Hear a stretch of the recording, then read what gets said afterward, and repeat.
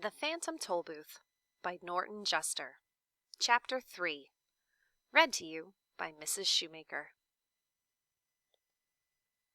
Welcome to Dictionopolis. "You must excuse my gruff conduct," the watchdog said, after they'd been driving for some time. "But you see it's traditional for watchdogs to be ferocious."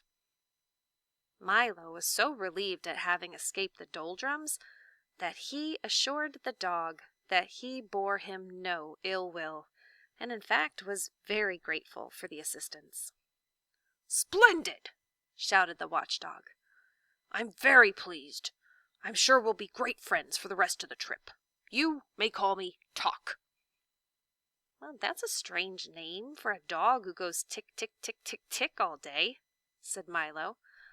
Why didn't they call you? "Oh, don't say it!" gasped the dog, and Milo could see a tear well up in his eye. Oh, I didn't mean to hurt your feelings, said Milo, not meaning to hurt his feelings. "That's all right," said the dog, getting a hold of himself. "It's an old story, and a sad one, but I can tell it to you now. When my brother was born, the first pup in the family, my parents were overjoyed, and immediately named him Tick, in expectation of the sound they were sure he'd make. On first winding him, they discovered, to their horror, that instead of going tick, tick, tick, tick, tick, he went tock, tock, tock, tock, tock, tock, and they rushed to the Hall of Records to change the name, but too late. It had already been officially inscribed, and nothing could be done. When I arrived, they were determined not to make the same mistake twice, and since it seemed logical that all their children would make the same sound, they named me Tock. Of course, you know the rest. My brother is called Tick, because he goes tock, tock, tock, tock, tock, tock, tock, and I am called Tock, because I go tick, tick, tick, tick, tick, tick, and both of us are forever burdened with the wrong names. My parents are so overwrought that they gave up having any more children, and devoted their lives to doing good work among the poor and hungry." But how did you become a watchdog? Interjected Milo, hoping to change the subject as Tock was sobbing quite loudly now. "That," he said, rubbing a paw in his eye, "is also traditional.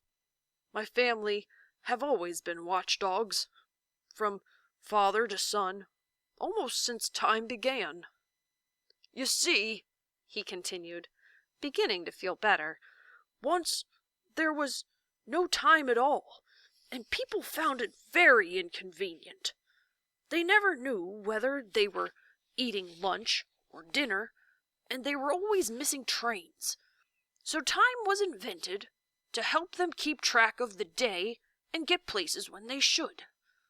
When they began to count all the time that was available, what with 60 seconds in a minute, and 60 minutes in an hour, and 24 hours in a day, and 365 days in a year, it seemed as if there was much more than they could ever be used. If there's so much of it, it couldn't be very valuable, was the general opinion, and it soon fell into disrepute. People wasted it, and even gave it away. Then we were given the job of seeing that no one wasted time again," he said, sitting up proudly. "It's hard work, but a noble calling. For you see," and now he was standing on the seat, one foot on the windshield, shouting with his arms outstretched, "it is our most valuable possession. More precious than diamonds, it marches on. It and tide wait for no man, and—" At that point in the speech, the car hit a bump in the road, and the watchdog collapsed in a heap in the front seat, with his alarm again ringing furiously. "Are you all right?" shouted Milo. grunted Tock. "Sorry to get carried away, but I think you get the point." As they drove along, Tock continued to explain the importance of time, quoting the old philosophers and poets and illustrating each point with gestures that brought him perilously close to tumbling headlong from the speeding automobile. Before long, they saw in the distance the towers and flags of Dictionopolis sparkling in the sunshine. And in a few moments they reached the Great Wall and stood at the gateway to the city.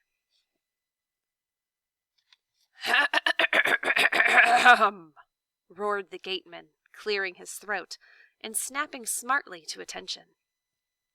"This is Dictionopolis, a happy kingdom advantageously located in the foothills of confusion and caressed by gentle breezes from the sea of knowledge.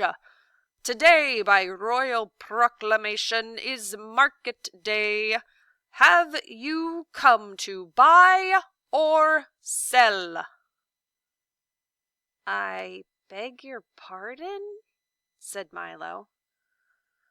"Buy or sell, buy or sell," repeated the gateman impatiently. "Which is it? You must have come here for some reason." "Well, Milo began.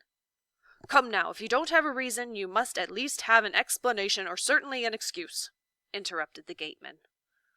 Milo shook his head. Very serious," the gateman said, shaking his head also. "You can't get in without a reason." He thought for a moment and then continued. "Wait a minute, baby. I have an old one you can use." He took a battered suitcase from the gatehouse and began to rummage busily through it, mumbling to himself. No, this won't do. No, this is fine," he cried triumphantly, holding up a small medallion on a chain. He dusted it off, and engraved on one side were the words, "Why not?" "That's a good reason for almost anything. A bit used, perhaps, but still quite serviceable."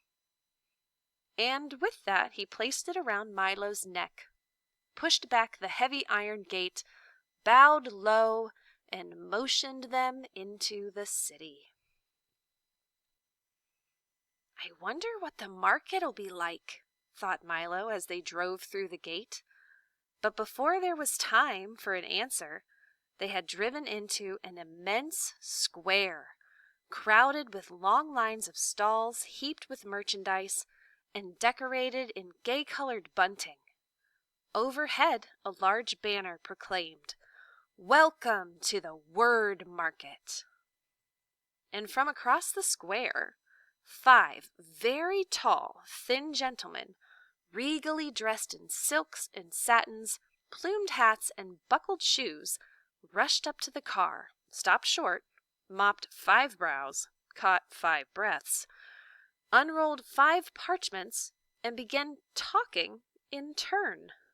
"Greetings, salutations, welcome, good afternoon, hello." Milo nodded his head, and they went on reading from their scrolls. "By order of Azaz the Unabridged, King of Dictionopolis, Monarch of Letters, Emperor of Phrases, Sentences, and Miscellaneous Figures of Speech, we offer you the hospitality of our kingdom, country, nation, state, commonwealth, realm, empire, palatinate, principality." "Do all those words mean the same thing?" gasped Milo. "Of course, certainly, precisely, exactly." "Yes," they replied in order.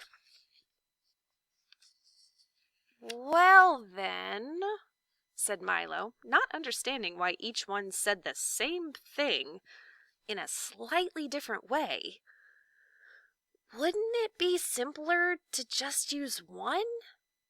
It would certainly make more sense. Nonsense! Ridiculous! Fantastic! Absurd! Bosh! They chorused again and continued. We're not interested in making sense. It is not our job, scolded the first. Besides, explained the second, one word is as good as another, so why not use them all? Then you don't have to choose which one is right, advised the third. Besides, sighed the fourth, if one is right, then 10 are 10 times as right. Obviously, you don't know who we are, sneered the fifth. And they presented themselves one by one as the Duke of Definition, the Minister of Meaning, the Earl of Essence, the Count of Connotation, the Undersecretary of Understanding. Milo acknowledged the introduction, and as Tock growled softly, the minister explained. We are the king's advisors, or, in more formal terms, his cabinet.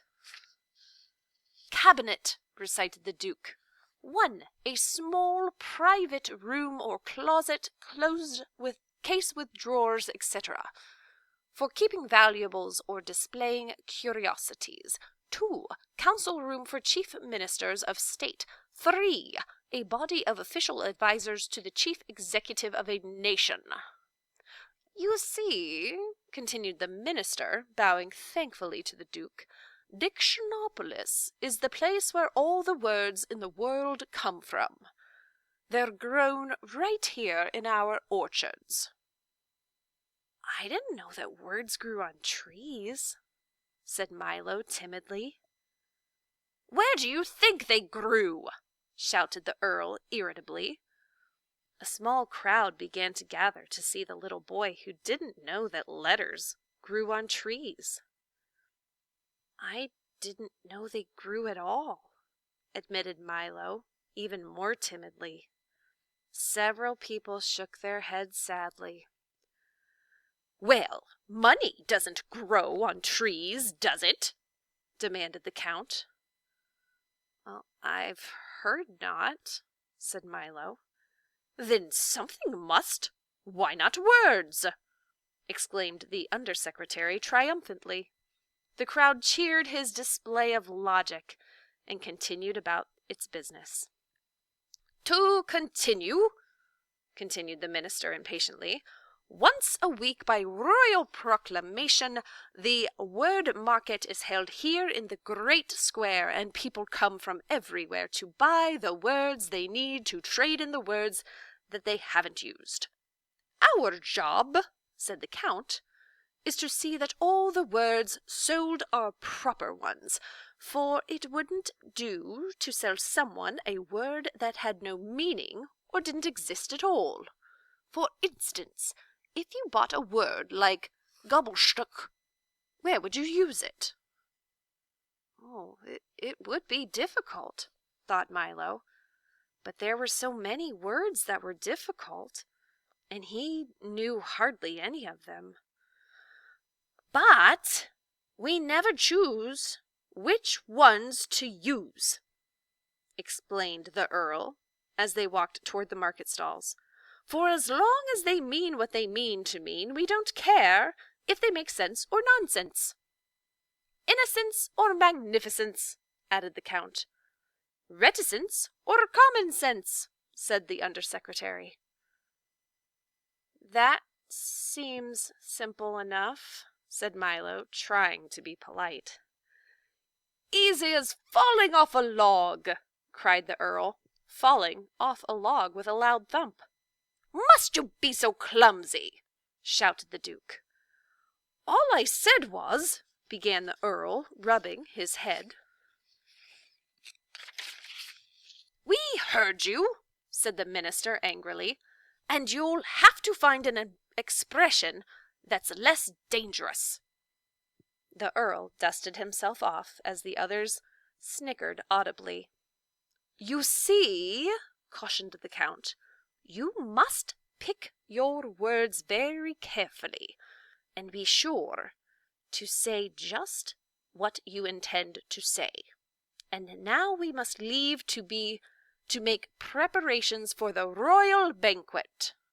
You'll be there, of course," said the minister.